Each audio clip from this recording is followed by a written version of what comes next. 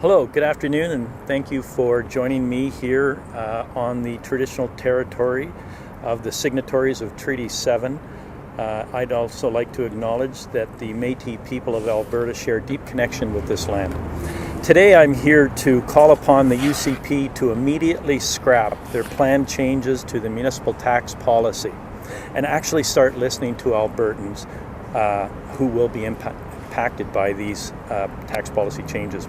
Yesterday, Rachel Notley and I laid out the impact of these awful policies that the UCP are considering imposing on our municipalities and residents throughout the province.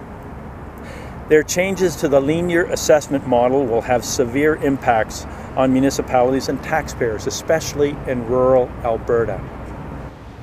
Municipalities have already said that these changes will force them to raise property taxes, while others have said that the changes are so severe that they threaten their very viability. Here in Calgary alone, we know these changes could cost the city as much as $2.3 million, according to the Alberta Urban Municipalities Association.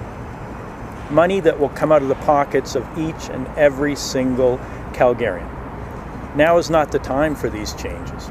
Albertans have been struggling during this pandemic. Indeed, instead of having a government on their side, the UCP are pushing forward their plan that will raise their taxes, just so they can give even more money to profitable corporations. I was at the AUMA conference here at the Convention Center last week, and it was unanimous by those attending. No municipality is in favor of this plan, not one. So why won't they listen to the concerns coming from municipal residents and their mayors and councillors, local reeves and councillors in MDs and counties? Why won't they reverse this failed policy? It makes almost no sense until you look at just who is pushing for these changes. As is common with this UCP government, they've chosen to listen to their UCP insiders rather than ordinary Albertans or local councillors or reeves. An examination of the lobbyist registry reveals that the UCP is taking policy direction from their former campaign director and their former executive director. They are lobbying for bigger breaks to corporations that have already received millions of dollars and even billions from this government. In fact, the UCP have given, as we all know, $4.7 billion in some handouts, which have created no jobs, and in some cases just sent that money or jobs to other provinces. Here are the companies that don't want to pay tax. Imperial Oil, which has already received over $600 million from the UCP government. Ovintiv, which received $55 million and moved their headquarters out of Calgary. Meg Energy, which received $34 million. TC Energy, which received $32 million. Each of these companies have had more say on this municipal tax policy than any Albertan, or their actual councillors, or their reeves, or their mayors. And that's wrong. But that is who the UCP is listening to. Well, Albertans are telling this government that this is a poorly thought out policy and it will cause skyrocketing tax hikes and service cuts and job losses at the local government level. Jason Kenney and the UCP instead continue only to listen to their friends. I call on Albertans, on Calgarians, to stand up and let the UCP know that you will not pay more property tax just so they can hand out more money to their CEO friends. Thank you, and I'm really happy to take questions now, and I'll be joined at the podium on another issue by my colleague Irfan Sabir, MLA for Calgary-McCall, shortly.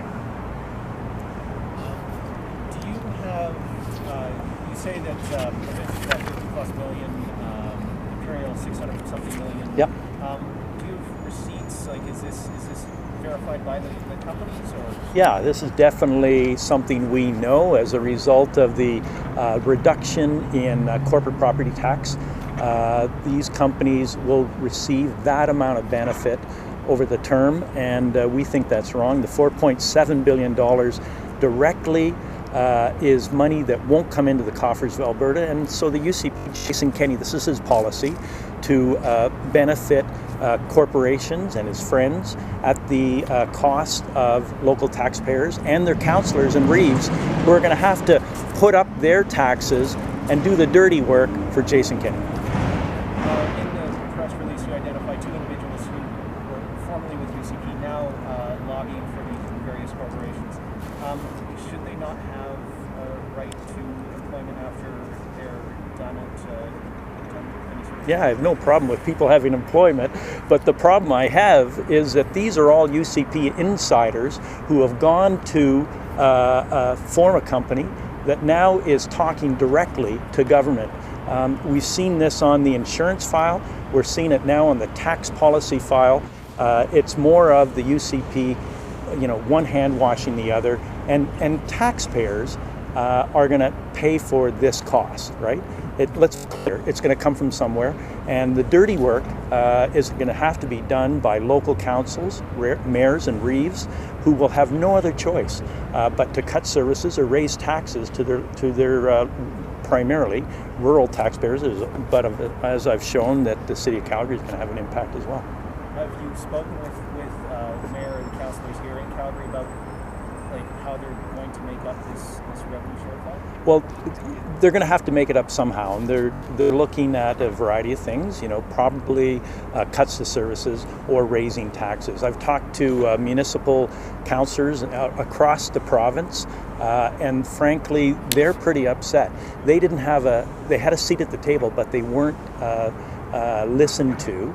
The primary listening went on between industry and the UCP Minister of Municipal Affairs.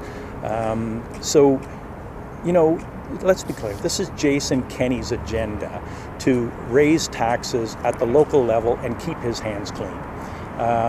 The previous minister went along with the Premier's agenda. We'll have to see where this new minister goes. Will she have the backbone to stand up and say, no, I'm not raising taxes uncontrollably on local elected officials, on local elected counties and MDs. I'm going to take a step back and actually listen to them, bring them to the table, and scrap what bad scenarios they've got here that was put together by Jason Kenney and start again. You're a previous career, you were a city councillor. Have you seen anything to this sort of effect during your time at council here? I can even one better you on that.